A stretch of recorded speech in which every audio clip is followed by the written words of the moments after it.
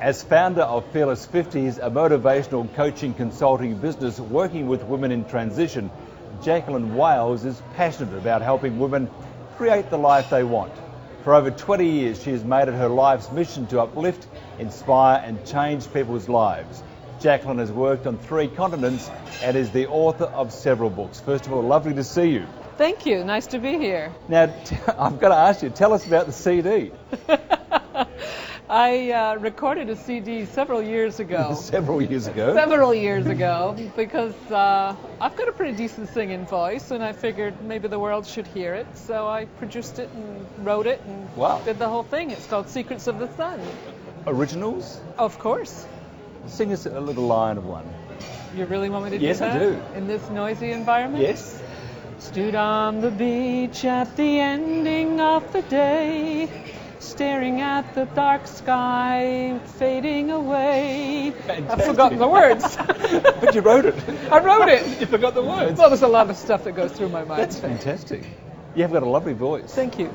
Fearless 50s. Yes, Fearless 50s. Tell us about these Fearless 50s. Well, I got to be in my 40s and I started doing a lot of reinventing. And I talk a lot about reinventing because I think it's a time, midlife for women, is that particular thing. And in my 50s, I started to look around at my experience and what I wanted out of it. And I realized there was an awful lot of women I'd spoken to over the years who really had no direction and no sense of purpose about what they wanted to do. And frankly, after raising the kids or having a career or whatever, I felt very strongly it's my turn. And so I wanted to inspire other women to take the same kind of view. How hard is it for a woman to take control of her life after raising a family, having a career? How hard is it? I mean, did you find it hard? It's a challenge. I started Fearless 50s with nothing more than an idea, and I had to figure out all the different aspects of how do you get promotion, how do you do your own marketing, what are the materials that you're building, all of that stuff. So it's a bigger challenge than what most people are prepared to do. But there are 6,000 women turning 50 every single day, which is a huge amount of people. So by 2011, we're pretty much clearing the baby boomer generation. We're all going into retirement. And there are more women than ever looking at what do I want to do with the next 30 years of my life, because now that we live longer, we certainly don't want to be going out golfing after we've been put out to pasture. So we really have to look at that. It's a challenge, but I think there's more women prepared to meet that challenge at this point. The reinvention of one's life. I mean, it doesn't matter whether you're a male or a female. I mean, it takes a lot of courage to do that. We have opportunities now that were never there before. I mean, we come from the baby boomer generation where we've continually reinvented aspects of life. Midlife is no different. Retirement is no different. We're not looking at our parents' example. We're looking at a new role model. But like many of these things, what is that role model? Well, we're creating it as we go. You make it up as you go. And that's a lot of what's happening today. But you think about it, there's more women starting their own businesses in this point in life than at any other time. Again, because they see the opportunities are there. And with the internet, there's so many, many availabilities there to do an internet business that run from home, even if you got small kids. Or not. But there are many, many opportunities now that weren't there before, thanks to the internet. When you reinvented yourself, and you said off camera that you've done that several times. Yes, yeah. I've been a writer, a singer, a martial artist. Have you? A cantor. I love your CD. Don't chop me up a little bit. No, it's nonsense. I was a cantor in Paris and Amsterdam for 5 years. I'm an adventurer. I'm a seeker. I step out to see what else I can do. And I talk about the Fearless 50s because a lot of it is people stop themselves because of the fears and anxieties of change. In my opinion, fear's a motivator. When it shows up in your life, that's the bell to say, what are you going to do? What's next for you? Take that and leap into it. Take a chance. I noticed that an author, a musician or a singer, a cantor, and then we have stuck there somewhere martial arts. Yeah. I mean, I was 43 when I took up martial arts. I was 49 when I took my black belt. It was actually on my birthday. Was it really? Yes. And everybody had a good time, didn't Everyone they? had a great time. You will have a good time. Has it helped you though in life? Totally. The discipline and the focus necessary for martial arts training is something that I advocate for kids particularly. Teaches them that, if you're focused and disciplined, there's nothing you can't achieve. You have to take these exams that are very complex and very stressful.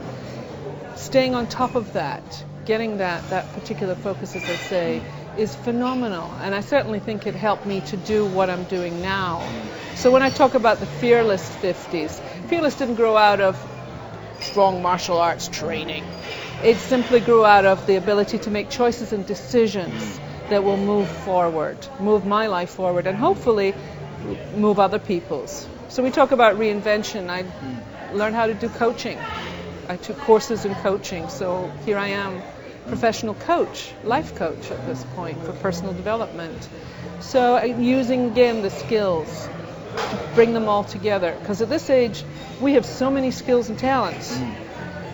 You have to really look at them and say, how can I turn them around and use it so that it conveniences me, that it makes me happy, gives me pleasure, and serves people out there, because it's time to give back.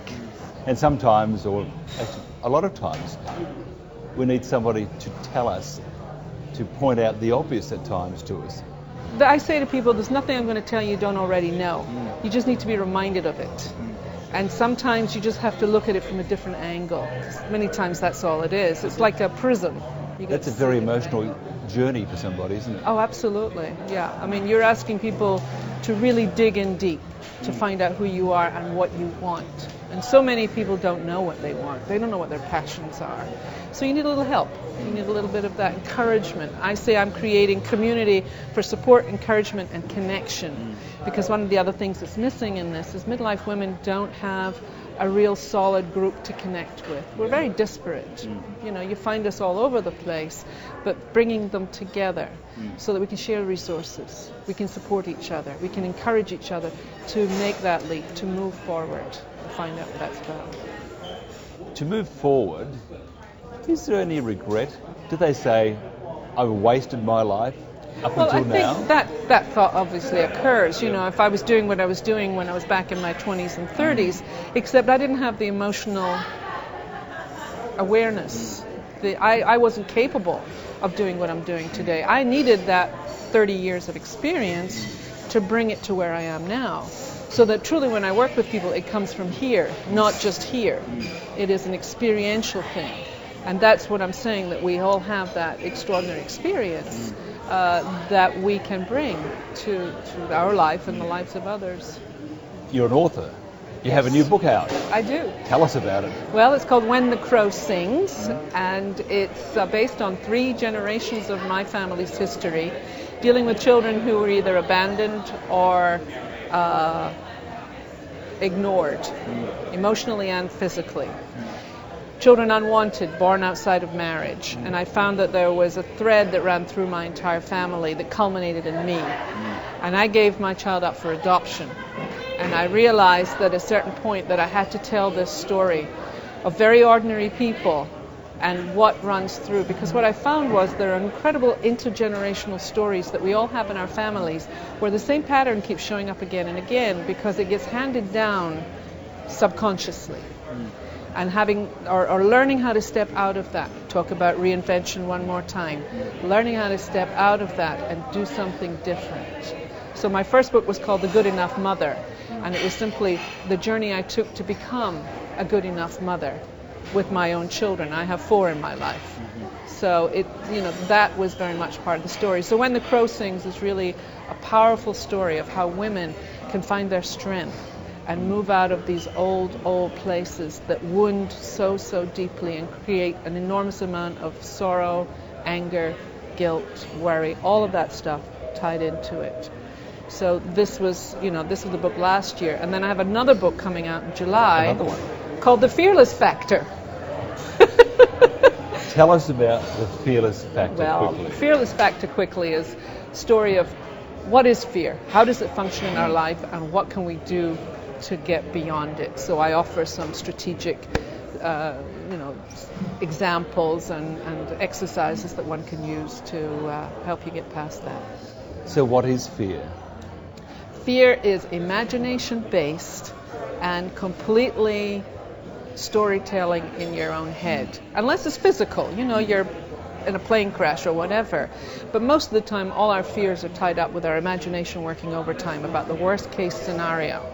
So how do you move out of that thinking? Because it's conditioned thinking. We have to learn how to decondition it. Musician or singer, cantor, martial arts, author.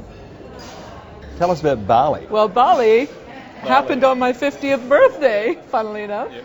We went to Bali on a vacation. I loved it, fell in love. We had a friend who was an architect who said, would you like to build something here? And we said, why not? So we did, and it turned into the most extraordinary place that I've ever built. It's a 5-star villa. We rent it out most of the year because I have no time to go there now that I'm busy with Fearless 50s. That's right. You need to reinvent yourself. Exactly, and I don't want to be a hotel owner. So, but it's a fabulous, fabulous place. I love Bali. I love the people. That's a very transformational place also. And you're from Australia, so it's neighbours. And all the surfers go to Bali. Absolutely. And they go to Kuta Beach and those places. They just surf. I go in the mountains. I don't like Kuta Beach. It's too many Aussies down there. That's too much. Well, we drink far too much. That's true. Okay, if somebody wants to find out more about yourself, how do they do that? They can go to www.fearless50s.com. And if they want to know about Bali, they can go to www.villapantulanbali.com. Spell that last one. Pantulan, Bali.com. And Pantulan means reflection in Indonesian. And of course, that's everything I do with my work, my life, and it all fits very nicely together. Reflecting upon your past life and looking into the future, in one word only, how would you describe yourself? One word. One word. Dynamic. Thank you very much. You're very welcome, Mike. Thank you. It's a pleasure to be here.